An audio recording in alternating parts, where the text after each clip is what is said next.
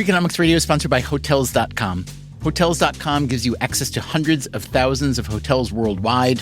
And when you join for free, you can save up to 20% instantly with member prices. Plus, every stay earns rewards. So when you book one trip, you're already lowering the cost of the next one. Hotels.com is simple, rewarding, and designed to help you get more out of every stay. Sign up for free and book today. Hotels.com. It's all in the name. Freakonomics Radio is sponsored by Amica.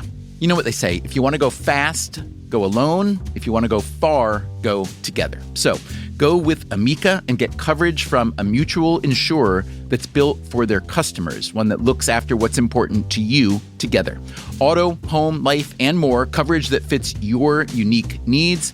Amica helps you protect what matters most. Visit amica.com and get a quote today.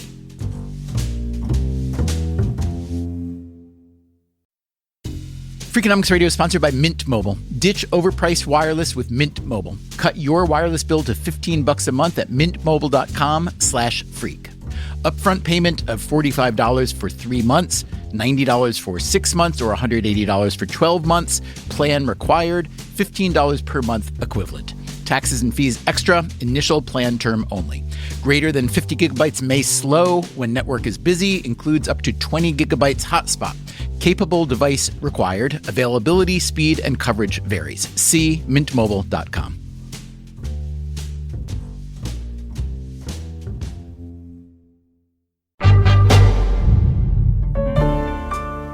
Last week, we made an episode about the bourbon industry. One thing we didn't get into is the fact that the consumption of alcohol generates what an economist would call negative externalities. This just means that something you do can impose a negative cost on me. Like if you drink too much bourbon and then you get in your car and drive, you raise the risk for me and everybody else on the road. Economists have many examples of negative externalities, but positive externalities don't get as much airtime, which is a shame because there are some good ones, like education, vaccination, also honeybees. I'm serious. But when it comes to honeybees, and especially the making of honey, all is not well. Honey is more popular than ever, but the industry is very lightly regulated, which makes it vulnerable to fraud. Honey has for years been one of the top 3 most frauded foods in the world. It's milk, olive oil, and honey. So, what if the honey in your cupboard is not actually honey? Do you care? You like the taste? Do you care if it's not authentic? It turns out that honey fraud has been around for centuries. People in Lisbon were fraudulently exporting Lisbon honey, but calling it Porto honey. And what is happening with the bees? The adult bees actually disappeared. There weren't dead bees lying around the hive, and nobody knew what happened to them. If only we had an economist handy to help us understand the positive externalities of bees. Oh, wait, we do. Today on Freakonomics Radio, my Freakonomics friend and co-author Steve Levitt is back in the host's chair to explain the sticky economics of the honeybee industry. And that starts now.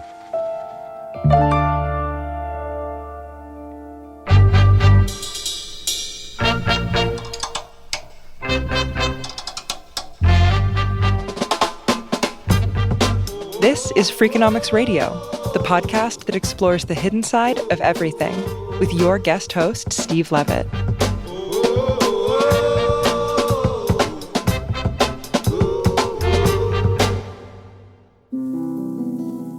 Hi, I'm Steve Levitt. A few months ago, I got an email from a beekeeper.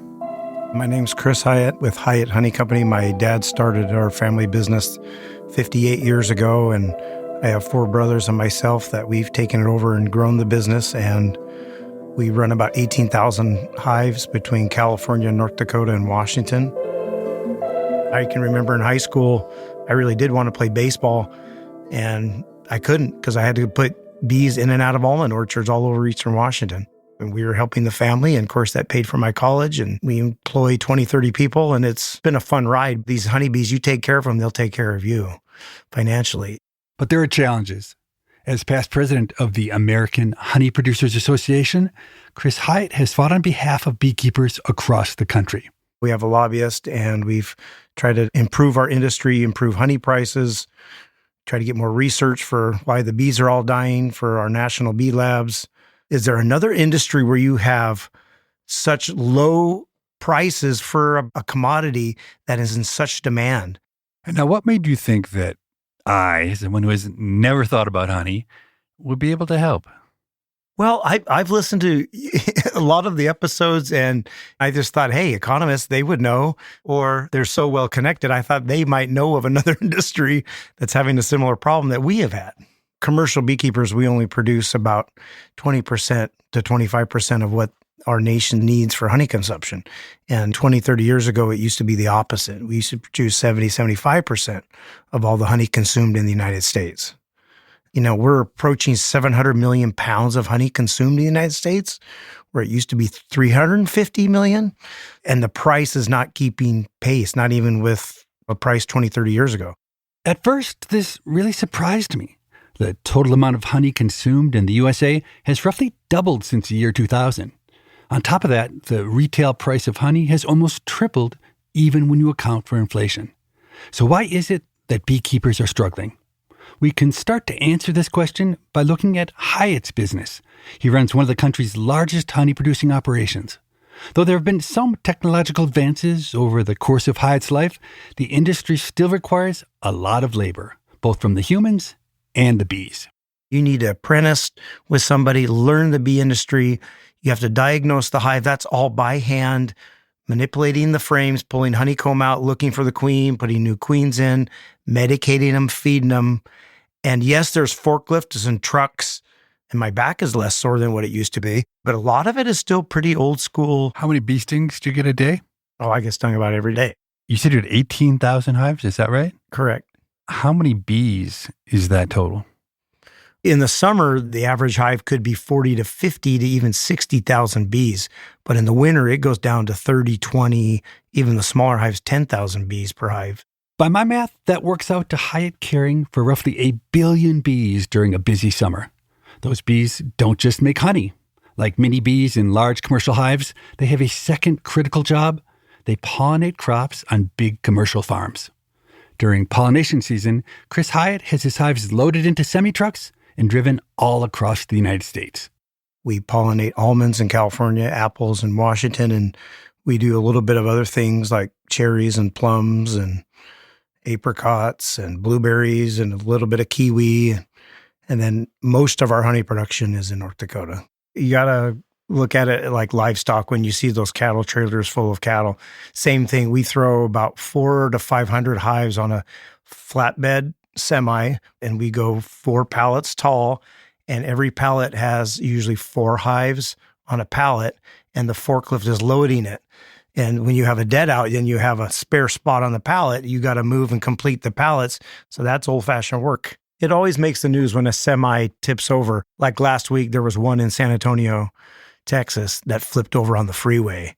And they always say 450 hives, which is actually so many million bees, and it's just for the scare factor and stuff. And roughly how many pounds of honey are you able to bring to market with all those bees? That's all weather dependent. Some years you can do 50 pounds, and that's kind of a below average year. Some years 80. On a good year, we've done 100, 150. My dad, way back when, used to make 250, 300 pound average in Alberta in the 70s before he started coming to North Dakota. So 80 per hive, and you got 18,000 hives. So you're talking about almost 1.5 million pounds of honey? Yeah, if we're below 1 million pounds, we had a bad year. If we're above it, we had a pretty good year. You said your dad used to be able to get 200 and something pounds of honey out of a hive in Alberta. What has changed? I would have thought the opposite would be true, right? With technology, we've learned a lot more about keeping bees healthy. You'd think that the yield per hive should have doubled or tripled, but what you just described is that it's maybe half of what it used to be. Why is that? Well, habitat has changed. There's a lot less blossoms, a lot less bloom. There's a lot of mom and pop dairies that went out of business. There's less alfalfa than there used to be. And there's less grassland where sometimes you can get sweet clover to grow just wild. So that's hurt. And then the whole varroa mite problem. What does the mite do in the hive? So the varroa mite, it's very tiny. It's like half of a grain of rice. And they are feeding on the fat bodies of these honeybees, and them constantly feeding is weakening these honeybees, so their longevity is less. They're not living 40 days, 45 days. And then as they are biting and sucking, they are passing viruses, and the viruses are building up and taking out these hives. My dad in the 60s and said there was no varroa mite. Now we're treating 4, 5, 6 times a year, and the viruses are mutating and becoming worse and worse. So that's why we had record high loss last year for the nation, along with habitat and pesticides. Some of the DDT and the organophosphates are gone, but there are a lot of the neonics, and they persist longer, right? All these things are death by 1,000 cuts. So these bees are not as strong as they used to be in the 80s. We rarely get swarms now because the hives are not as strong as they used to be. Interestingly, the gap between the retail price and what's paid to the farmer, that's really grown a lot over time. Why do you think that is the case? I feel like just the cheap imports have taken the spot of the lack of production that we can't keep up with. It's all about price point. We do know a lot of the honey market goes into the industrial grade. It's awesome that so many people want it in their cereal and their smoothies and Robitussin cough medicine and honey hams and everything. But most of the industrial market is cheap imports. General Mills used to have Florida Sioux Bee honey, the biggest co-op in the United States. Sioux Bee owned by its members, but no, now it's Vietnam. And it's just sad. Way back in 2001, the Commerce Department concluded that China was dumping honey on the U.S. market at artificially low prices. So can you explain what dumping means in this context? Because it's actually being used in a different way than we usually define it in economics textbooks. Well, I would define it as, below cost of production. They were dumping it so cheap, it was 30, 40 cents a pound coming in early 2000s. And, the American beekeeper couldn't compete at that level. That's like 1/10 of the price that it would cost you to make a pound of honey. Is that right? Right. Well, in 2001, of course, labor input costs were quite a bit less than they are today. That's still 5 or 6 times cheaper than you could have made it. Correct. What seems strange to an economist is what would be the motivation for a Chinese honey producer to make a bunch of honey and then sell it in the U.S. way below the cost of making the honey. That seems to fly in the face of what we think businesses should try to do. Well, because probably a lot of that had syrup mixed into it. So they were still making money, and obviously it was profitable for them to ship it here, even at that low a price, just according to their business model. In academic economics, when we talk about dumping, it's a very strategic thing that a company will do to try to drive out their competition. But the kind of dumping that the Commerce Department was talking about was, I think, really something very different, which is Chinese producers were calling something that was in a barrel honey, but really it was something really different than honey. So in 2001, when the Commerce Department decided that China was dumping, what was their response? What kind of tariffs were levied on the Chinese producers? I can remember, and I looked back at my dad's record, the price of honey more than doubled like overnight. It went up to like $1.40, $1.50. And then the second year, it went down 10, 20 cents. And the third year, it went down a little bit. So it was temporary, but I felt like that was more reflective of the true price of honey. But of course, China found ways to transship through Vietnam and India, Taiwan, and other countries to get the honey in without tariffs. Or they would have a dummy company. When customs would go collect the duties, there was nothing there. It was just a fake address and nothing. Can you just explain, what does transshipping mean? So they would ship Chinese honey into the United States and fake the paperwork saying it's from Taiwan or India or Vietnam or Myanmar. We actually paid Georgetown Economics to do a study on it. And Myanmar and Taiwan increased their honey production 500% in 1 year. They had like a 20-year record of their honey production, and it went up by, it's like physically impossible. So that's how you transshipped. It was still coming from China, but they were showing it was coming from other countries. Honey has for years been one of the top 3 most frauded foods in the world. There is economic motivated adulteration. We know that. There's syrups being added. Even Alibaba, that's the Amazon of China, they're openly advertising designer syrups saying mix this much with your honey to pass these certain tests to get into the United States. So we as commercial beekeepers, we're not saying ban all imports. We're saying if it's true honey, yes, it can come in, but this syrup, the sticky stuff, we want a level playing field. Is a level playing field possible? Fraud is intentional. You're dealing with an economic motive, and that's why it's so hard to eradicate. When you want to take on fraudsters, you need a lawyer, like this guy. My name is Michael T. Roberts. I am the founding executive director of the Resnick Center for Food Law and Policy at UCLA Law School in Los Angeles. I teach and write on various subject matters related to food law and policy, and the area of food fraud has been a specific area of focus now for a number of years for me. How do you find your way to being an expert in food law? I was practicing law with a very good practice and a very good law firm, but I found myself reaching my late 30s, and I just felt like I needed something more creative, and ended up reading an article on the future of food that focused on technology. It caught my attention because I grew up around food. My grandparents had a fruit and vegetable farm that I worked on all my years. My father was a produce broker. Honestly, I just decided then I was going to turn to food. And I ended up getting an advanced degree, and then I went back as a professor at the University of Arkansas and headed up a National Agricultural Law Center. I taught a food law and policy class at the University of Arkansas. It was the first one to be taught in the country. And it just took off from there. Growing up, you were around farmers and your dad was doing food products. Did you experience food fraud? Well, I first experienced it on the farm. We would use pesticide in the orchards. Not a lot. We were a small farm, and almost everybody back then did. But there was a group of folks that would buy the produce, and they would label their produce, no pesticides applied. I remember seeing their labeling, and I thought, that's not right. That was my first experience at seeing fraud up front. Roberts has worked on many different areas of food fraud, but one special focus of his has been adulterated honey. One of the big problems of adulterated honey is what's called immature green or high moisture honey. You're actually harvesting the honey too early, and it has a lot of moisture, but you want to get it to the market quickly.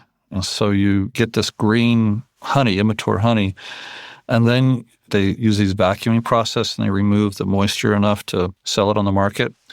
And then they use oftentimes what's called resin technology that was perfected by the Chinese, and that removes a lot of the color, the contaminants, the antibiotics, and other things that get into the honey. A lot of syrups are used to mix with the honey, to blend it to make it go further.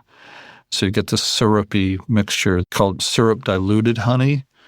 So it's a whole lot of different ways to adulterate honey. And it's really hard to catch. If I go to the grocery store today as an American shopper, what are the most commonly adulterated food products that I'm likely to be purchasing? Honey, olive oil, vinegars, spices. I would also say vitamins, even though I can't quantify that. That's just my own personal opinion. Some of this is really hard to quantify because it's hard to gather data on fraud. But anything that's a specialty good that's been imported and it has a large enough quantity has some fraud issues. The New York Attorney General's office years ago identified fish as a product that's most susceptible to fraud. We have fun in my class at UCLA. We oftentimes do olive oil test tastings. We talk about whether we care, whether our sushi bar is mixing up species. These are all interesting questions because fraud is not necessarily a safety issue. Can be, but it's not necessarily. To understand what's happening in honey, it helps to look at another industry that's been fighting the same battle for decades.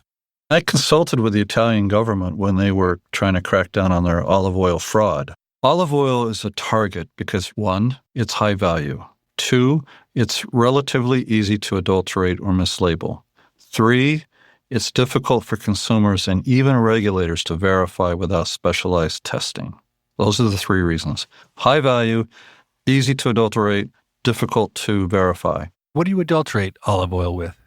You can blend cheaper refined seed oils like sunflower, soybean, palm with small amounts of real olive oil, and then you sell it as extra virgin or 100% olive oil. You can manipulate the color, the flavor. How do you do that? What do they add for color? Yeah, I have to be careful because I get beyond my expertise, which is in law. I just assume you know everything. I want my children to think that too, so let's not spoil that misperception. A lot of it's diluting and blending, and then you have to sometimes patch up the problems you create by blending, and that's when you manipulate colors and flavors with dyes and so forth to try to get the genuine olive oil color. There was a popular brand of olive oil in the store, and I was having lunch with a prospective student from my class. She told me she was an olive oil connoisseur, and she loved olive oil. That's why she wanted to take the class. I asked her what her favorite brand was, and she says, I've tested all of them. This is the particular brand I'm most convinced is the best olive oil. It just so happened that I knew that olive oil was like the worst brand on the market, and I didn't have the heart to tell her. Never tell a connoisseur that they have bad taste. There's a trick, though, for those people out there who want desperate to know the chances their olive oil may be adulterated. You look at the label. Olive oil products are required to show all of the countries of origin. And I'm telling you, do not buy olive oil that comes from more than one country because you just increase your chances. It doesn't mean it's adulterated, but you increase your chances because the more it's blended, the more it's played with, the chances of it being adulterated are greater. So if you have single source olive oil, you're probably in a pretty good position. And it's hard to tell through tasting because olive oil can taste differently depending on the region. You have more of a bite, for example, from northern Italy. And so sometimes the real bite, people think, wow, that's bad olive oil. It's shocking. But it's actually real olive oil. My students have never passed the olive oil test in class. So in class, we'll have 3 different olive oils. It used to be that I would call the Mondovi Center up at UC Davis, which specializes in olive oil and wine, and I would ask them, what's the worst olive oil on the market? And they said, well, whatever you buy in the grocery store. So I would go to the store, and I knew a couple brands that were pretty poor, and I would pick those, and I'd bring one of them back to the class, and then I'd have like a medium, an olive oil that was sometimes fraudulent, but not so bad, and then I have a really premium olive oil. Oftentimes I would bring it back from Italy myself, and I knew what they were doing, and it was great olive oil, or I would get it at a specialty store that started to pop up in LA in recent years. So those 3 choices, and the students invariably would vote for the olive oil that was what we call pumice. It's a adulterated olive oil as the favorite olive oil because they were accustomed to the taste. And that would lead to the conversation, okay, it's not a safety problem. It's a fraud problem, but do you care? You like the taste? Do you care if it's not authentic? The federal government does sometimes weigh in on the authenticity question through what's called a standard of identity. Standard of identity in one word, it's a recipe. It helps identify what a product is.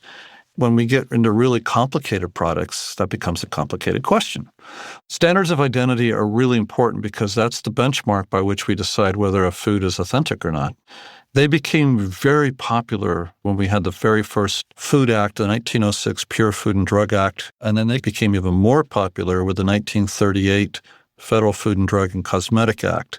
All of these acts were passed in response to food safety problems, or more broadly, food adulteration problems, which included both fraud and safety.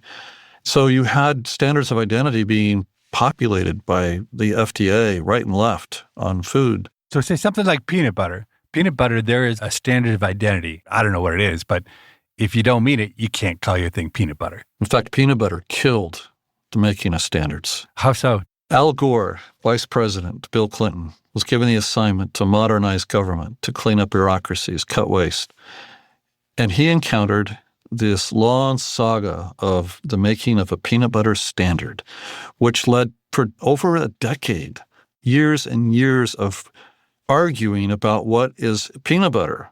You had congressional hearings on this. The FDA was tied up in the knots over science. The question was, how many peanuts ought to be in peanut butter? And that was a really important economic question that had a lot of cost implications. It dragged on for years and years, and tons of money was spent. And Al Gore just wrote a scathing report about these peanut butter standards that were wasting time and money. It really caught a lot of attention, and the FDA literally at that point stopped making standards because it just wasn't worth the effort, and it was too hard. Honey has never had a standard of identity in the United States. Why does that matter for American honey producers? Let's say, for example, you want to take to the FDA honey that you don't consider to be real honey, and the FDA has to decide that based on what? Well, you don't have a standard of identity, so who's to say what honey is? When I talked earlier about these different indirect ways of manipulating honey, do those take it out of the definition of honey? There are still some voluntary standards for honey. The scientific nonprofit U.S. Pharmacopoeia has one, and the International Codex Alimentarius has another. But none of them are legally binding in the United States. One of the big reasons that tighter standards aren't in place is that adulterated honey isn't considered a food safety issue. Compared to something like adulterated baby formula, it doesn't seem like such a big deal, right? It's not a matter of life and death. Where does Michael Roberts come down on that question? Well, it's a great question, and this is something I love to pony up in my classes. And then I do my best not to answer the question, but here you are forcing me to answer the question I always ask. I've taken a lot of fraudulent food products to the FDA, and the first question invariably is there a safety problem? And if you have an authenticity problem and you don't have an unsafe problem, then you're probably not going to get much attention from regulators. So you can look at it that way and say, yeah, okay, I can see that makes sense. If I'm eating sushi and it's really tilapia disguised as tuna or whatever, it doesn't hurt me. That's fine. I'm enjoying the experience. Life is okay. But there's all kinds of unintended consequences. So what about the honest farmer, the producer of a food? And they can't compete. And so we're losing our domestic producers. Does that mean anything to us? Might. That's a different issue, right? I wrote a piece about honey fraud from a different angle years ago, and I actually followed European thought on this. And that is that honey fraud actually can contribute to us losing our pollinator bees. And if that happens, we're all in trouble. There was a case study in Whole Foods, I believe, back on the East Coast, where they took out all the food from their store that was directly the result of bee pollination. And you almost emptied the store completely. Bees are imperative. We will die without pollinator bees. After the break, we've heard about the beekeepers. But what about the bees? I'm Steve Levitt. You're listening to Freakonomics Radio. We'll be right back.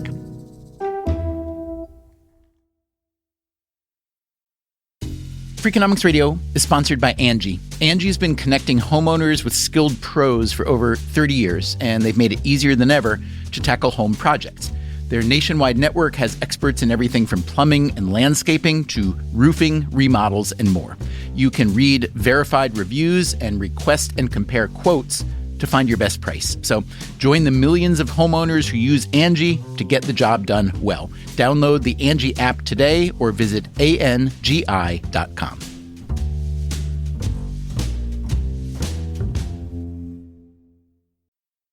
Freakonomics Radio is sponsored by Everpure. Data is crucial to businesses, but managing it can create friction, risk, and manual work.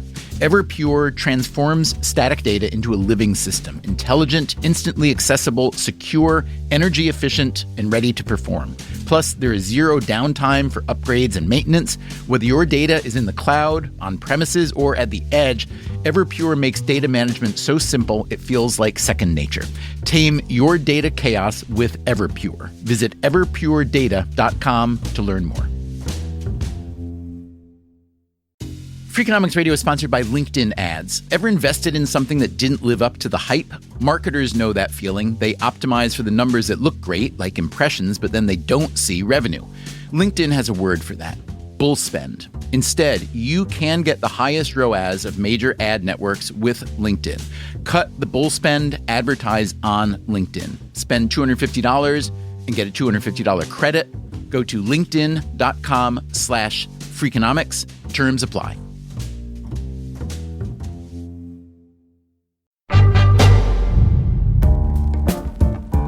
Before the break, we were talking about the unintended consequences of food fraud. So let's speak with an economist.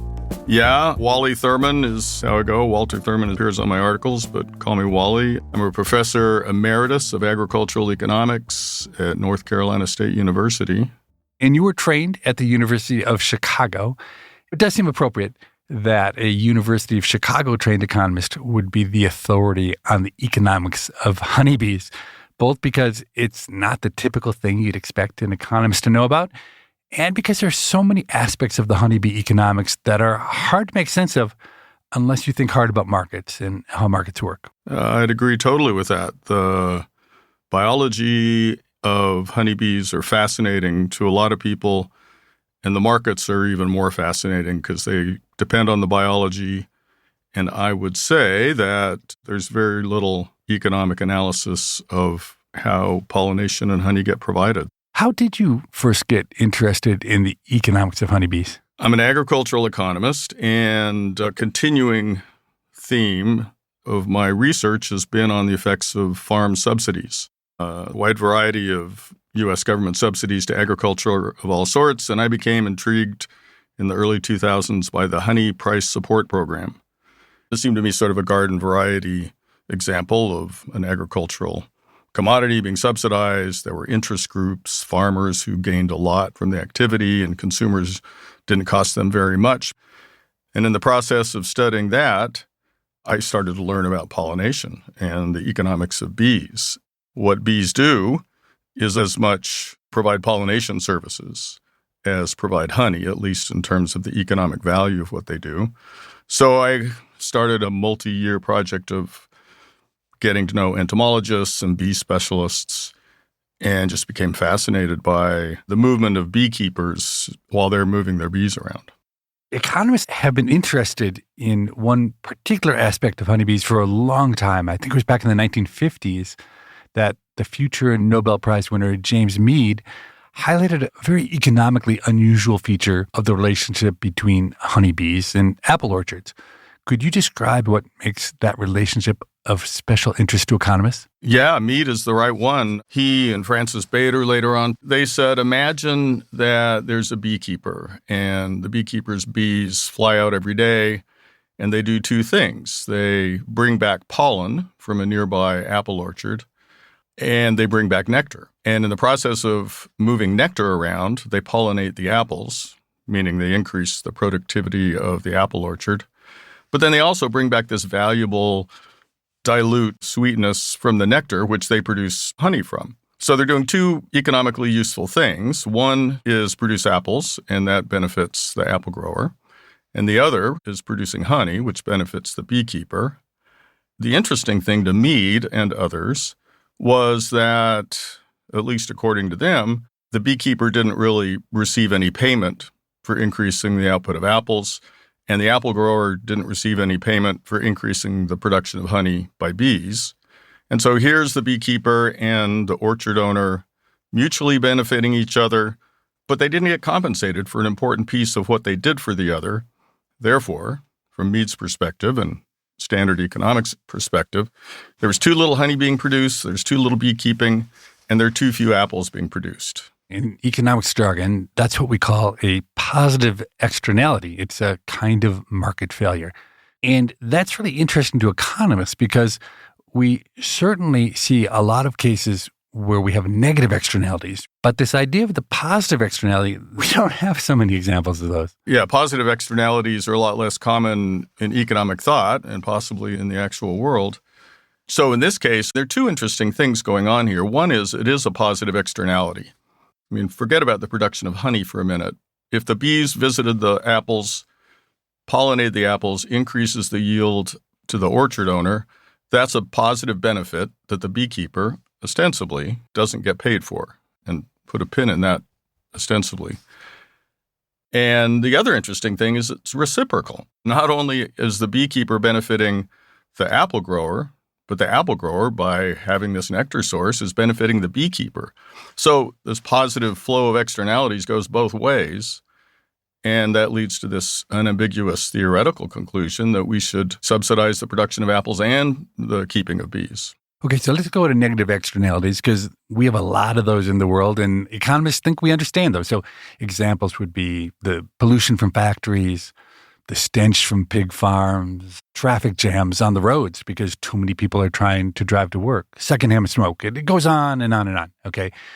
So when there is a negative externality associated with an activity, then economists worry that the free market provides too much of that activity, right? The pig farmer, the polluting factory, they aren't responsible for the full damages of their pollution, and they don't factor those costs into their decisions about how much to produce, and so they make too much.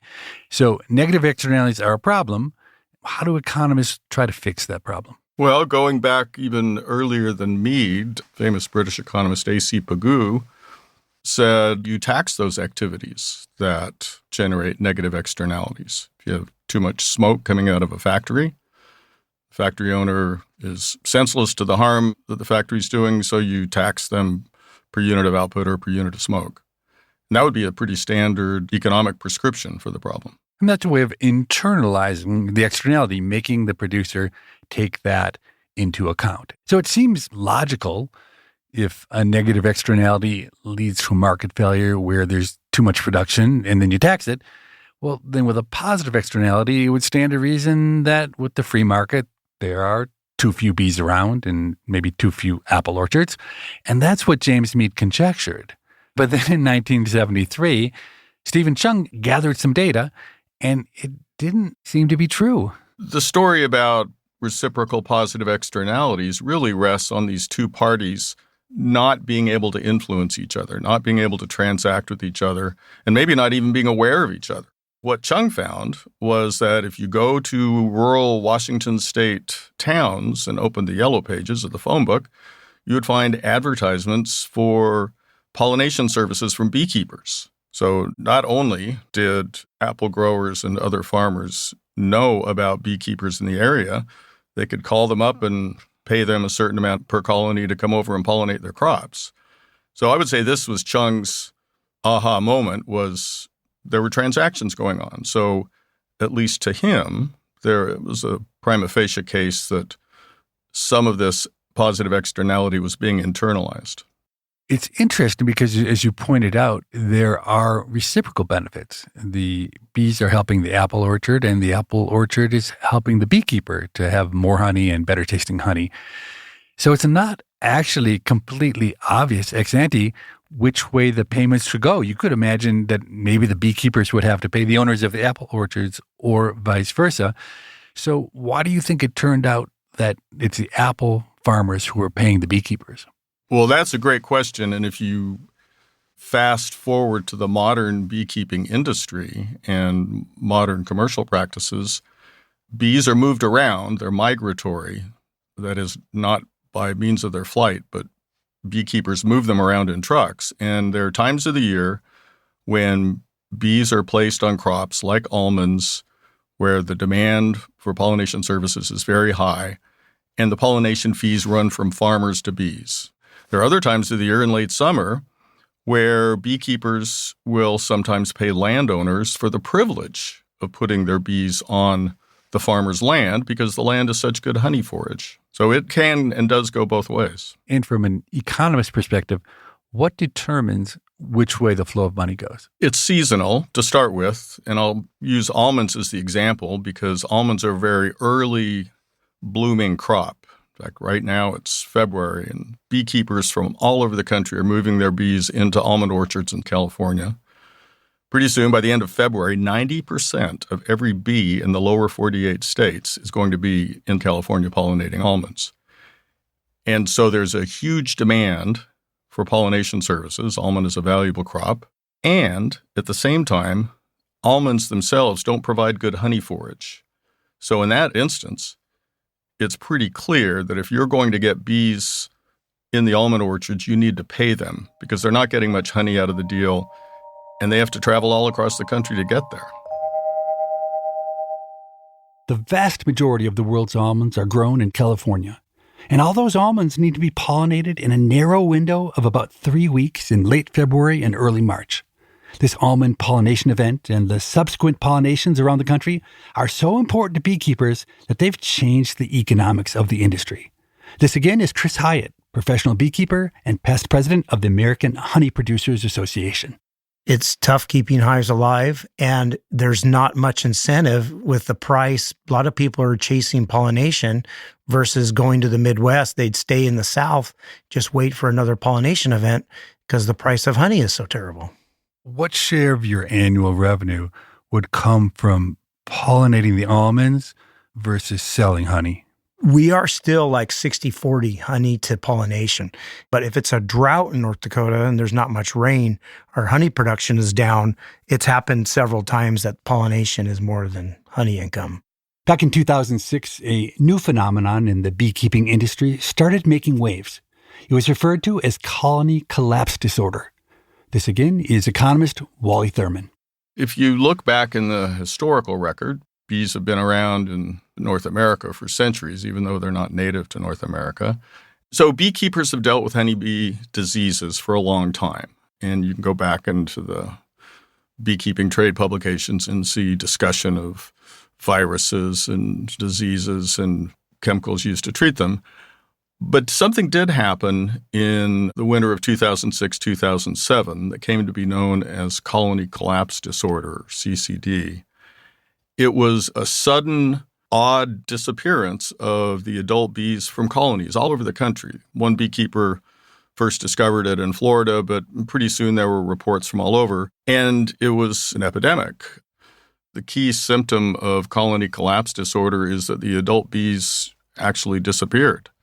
There weren't dead bees lying around the hive, and nobody knew what happened to them. And to this day, I think it's not well explained. And how prevalent was this in the winters of 2006 and 2007? Well, I think if you go back and look at surveys of beekeepers, what you can say is that an overwinter mortality rate of about 15%, that would have been the norm prior to 2006 and 7, doubled to an overwinter mortality rate of 30%. And so as a researcher, you heard about this colony collapse disorder, and it caught your attention. And what did you find when you looked at the data?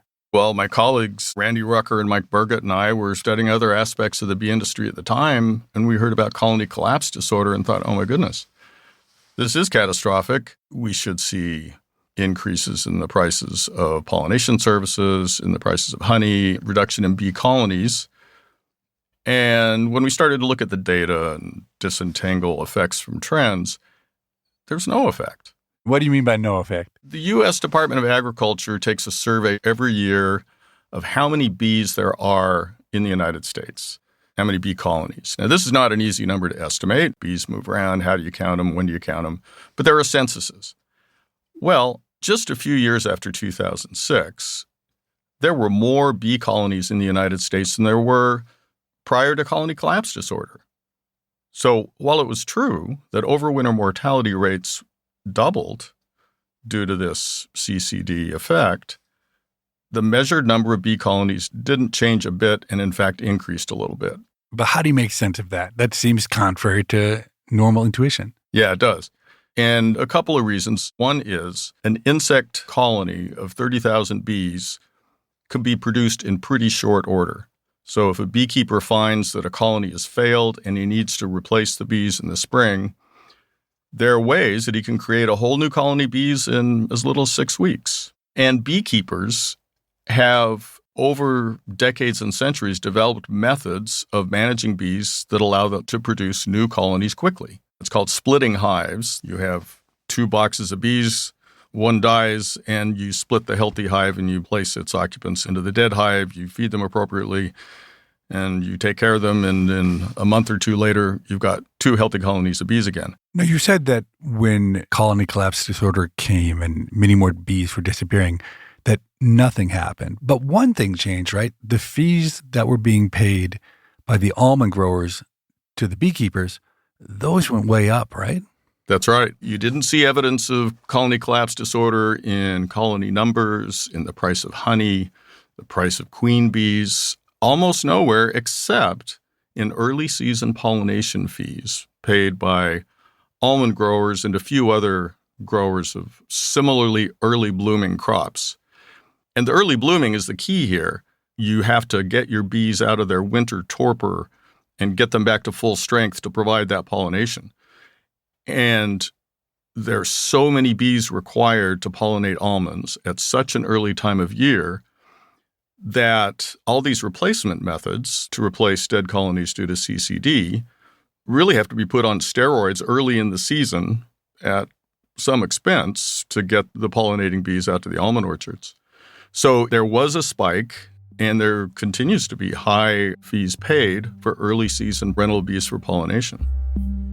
The almond growers need just about every bee in America to come to California and pollinate the orchards. Without the bees, the almond industry would collapse. And unlike with honey, where Chinese bees can do the same job as American bees, it's too far for these foreign bees to travel. The almond industry needs a thriving American bee population. What does that mean in terms of economics? It means that ultimately it is the almond producers who are hurt the most by cheap foreign honey. Usually, when the price of honey falls, lots of beekeepers would go out of business. But the almond industry can't let that happen. They have to raise pollination fees enough to keep the beekeepers afloat. If you're an almond producer, that gives you a strong incentive to find ways to grow almonds that don't depend on bees. What does this mean for the future of beekeeping? Maybe the answer is in the past, like 700 years in the past. That's coming up.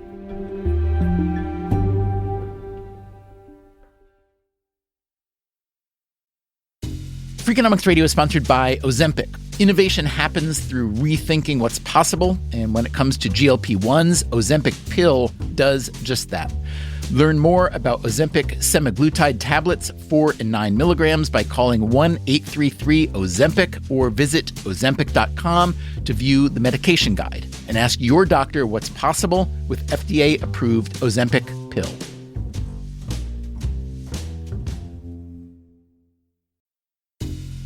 Freakonomics Radio is sponsored by Southern Company. The world and its energy needs are always changing. Southern Company's commitment to meeting this demand stays the same. That's because Southern Company believes energy is more than a utility, it's what powers possibilities. So they are looking ahead and investing $80 billion in infrastructure upgrades and are committed to fueling growth in ways that benefit all customers so that reliable and affordable energy is accessible for generations to come. Go to southerncompany.com to learn more. Southern Company, building the future of energy. You know that thing that you love? You'll find others geeking out about it on Facebook. Whether you're looking for community or inspiration, Facebook helps turn passion into action. Obsessed with running a marathon? Discover a neighborhood run club group. Start training and meet your new neighbor. Thinking about cooking more at home? Connect with meal prep groups to discover recipes in a new community. And as you're scrolling the feed, you may even find reels showing you top running shoes or the best tools for your culinary journey. This summer, find more on Facebook.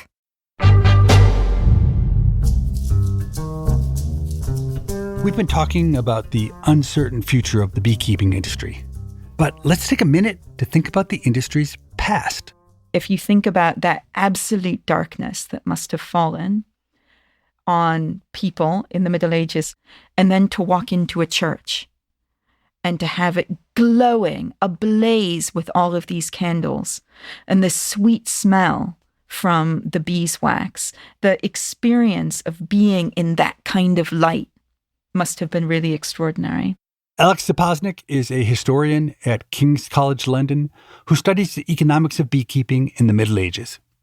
In her research, she found that medieval beekeepers faced the same fundamental problem that Chris Hyatt faces today, a market for their product that kept getting undercut by forces outside their control.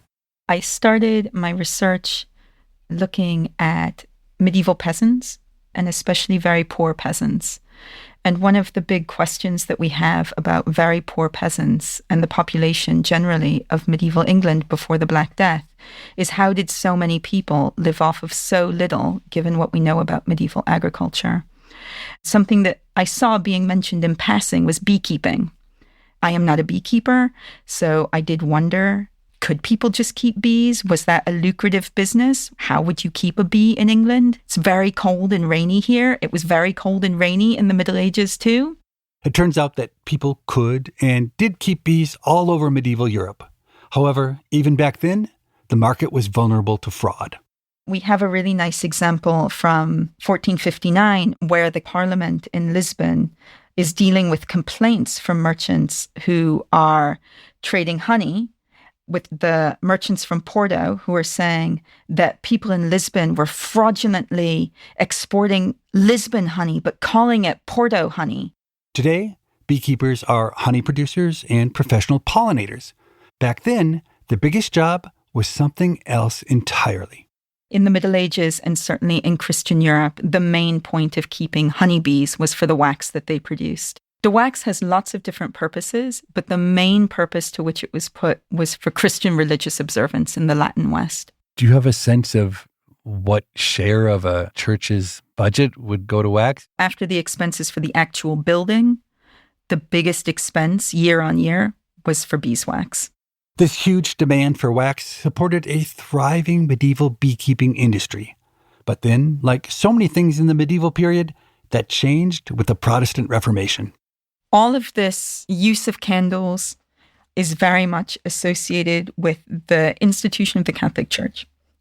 One of the many things that Martin Luther and others disagreed with was all of that external ornamentation. And so as places become Protestant, they start to use wax candles much less frequently. And we can see that really nicely illustrated in England. We have an injunction in 1538 that forbade the use of wax and wax candles, except for the wax that was used on the altar and the candles that were on the screen that separates the altar from the rest of the church. The effect was to really very, very severely limit the use of candle wax in medieval churches. The data bear that out. So if we can put the cost of wax into perspective, if we express it as an agricultural laborer's wage, then we would say that the price of a pound of wax fell from just over 5 days' work in 1300 to just 2.5 days by 1354. But then it falls even further so that by 1544, so after the Reformation, it's less than 1 day's labor to be able to afford that same pound of wax. Not long after the price of wax collapsed, beekeepers got hit with another devastating shock. With the opening of sugar plantations in the Americas, Europeans suddenly had access to cheap and plentiful sugar for the first time. Honey lost its spot as a major sweetener. This is the sort of double whammy that modern beekeepers will face if the almond industry finds a way to lessen its dependence on bees for pollination, a trend that has already started. In California, there are self-pollinating and self-fertile almond trees that have been introduced to orchards across the region for exactly that purpose. And I don't think there's anything beekeepers can do to fight that trend. Ultimately, if beekeepers want to survive, it will be by finding ways to stop adulterated honey from coming into the country. But how will they do that? I put that question to Michael Roberts, the food law and policy expert at UCLA. We have to have consumer protection laws that are more stringent. We have contract remedies. In other words, we have to make certain people in the supply chain responsible. And if they're responsible, they're going to make sure everybody else is responsible as well. And we have to have calibrated criminal enforcement. I really think that without that, we're not going to see much change. And it is criminal. It's intentional. And it's fraud. There's a lot of cooperation that has to take place, and there's not one entity that's going to solve this problem. It has to be a coordinated effort. And that gets us back to that basic question, do we care about food fraud?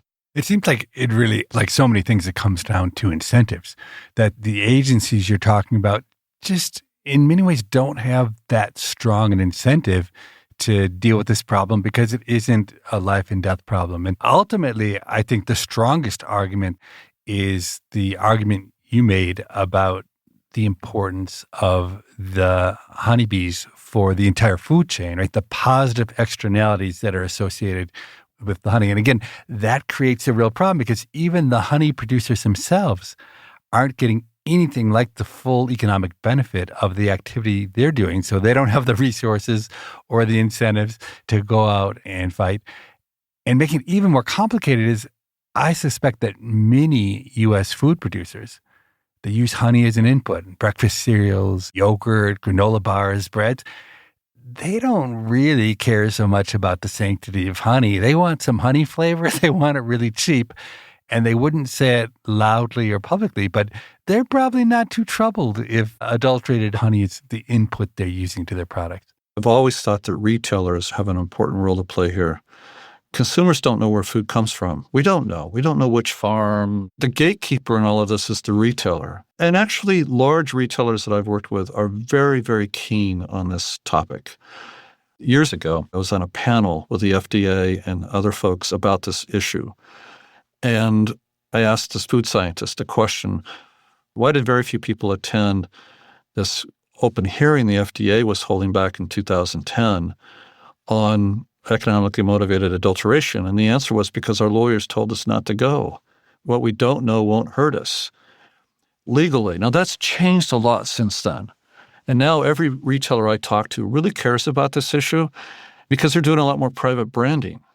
And they care about whether consumers trust their labeling and their presentation. But even that's not enough because it's the person in the middle of the retailer company who actually doing the buying. They're the ones who make the decision, not the person at the top. It's that person in the middle who's on the ground trying to buy produce or honey at a price that makes them look good and create security for their jobs. That's the meeting point right there. It seems to me that another sensible policy approach, thinking in terms of incentives, would be to make it more financially rewarding for private entities to try to identify food fraud. One example of this is the government has used something called the False Claims Act to pay massive rewards to individuals and companies that uncover trade fraud. Do you think it would make sense policy-wise to go even further in the direction of offering bounties to people who identify food fraud, and whether they're doing that through data science or chemistry or however they're figuring out that people are breaking the rules? Great idea. I like that. Can I write an article about it and not give you any credit? Please. The policy picture is complicated, the incentives are misaligned, and the solutions are slow. Which brought me back to Chris Hyatt, who first brought my attention to the honey business. I wanted to know something simple. In spite of all the challenges his industry is facing, does he enjoy what he does? And how does he feel about his bees? I take care of them and I love them, and I've done it for years, and I want the best for them. I love the nuance of I'm going to place this bee yard in this location. I'm going to decrease the amount of hives to give them a better shot of making more honey and being healthy and productive. I'm not going to use this bee yard because that one didn't do good last year, or someone sprayed something. I'm going to forget using that. I like just taking care of them. And it's amazing being in the bee yard. It almost sounds like a Boeing 747 on a hot summer day, and they're all out there making honey. Just to think about, well, in the course of a summer, there's 1 million pounds of honey flying through the air in North Dakota airspace. No one knows about it, just my honeybees that come back to the hive that I have to truck back to the warehouse and extract and put in a drum to go to the store, right? But it's depressing losing all these hives and you have to build them back. Yeah, it's lost a little bit of the romance. Hey there. It's Stephen Dubner. Again, thanks to Steve Levitt for his great work hosting this episode. And big thanks to Chris Hyatt, Michael Roberts, Wally Thurman, and Alex Sapoznik for speaking with him. Coming up next time on the show, these images apparently were manipulated in severe ways that tended to support the hypothesis of the experiment when the actual data did not support it. For decades, researchers trying to solve Alzheimer's disease have focused on one dominant theory. But what if that theory was built on shaky data? And what if you are an Alzheimer's researcher who has to blow the whistle on your own mentor? It came to my graduation. It came to my wedding. So what is the state of Alzheimer's research today, and where does it go from here? That's next time on the show. Until then, take care of yourself. And if you can, someone else too. Freakonomics Radio is produced by Renbud Radio. You can find our entire archive on any podcast app, also at Freakonomics.com, where we publish transcripts and show notes. This episode was produced by Augusta Chapman and edited by Gabriel Roth. It was mixed by Eleanor Osborne with help from Joseph Webster. The Freakonomics Radio Network staff also includes Dalvin Abuaji, Ellen Frankman, Elsa Hernandez, Ilaria Montenacourt, Jeremy Johnston, Mandy Gorenstein, Peter Madden, Teo Jacobs, and Zach Lipinski. Our theme song is Mr. Fortune by the Hitchhikers, and our composer is Luis Guerra. Whoa, that was remarkable. I can't believe you can summarize your methods so effectively. And then we stare at each other blankly while wondering what to do, but I didn't say that. The Freakonomics Radio Network, the hidden side of everything. Freakonomics Radio is sponsored by Ozempic. Innovation happens through rethinking what's possible, and when it comes to GLP-1s, Ozempic pill does just that. Learn more about Ozempic semaglutide tablets, 4 and 9 milligrams, by calling 1-833-OZEMPIC or visit Ozempic.com to view the medication guide and ask your doctor what's possible with FDA-approved Ozempic pill.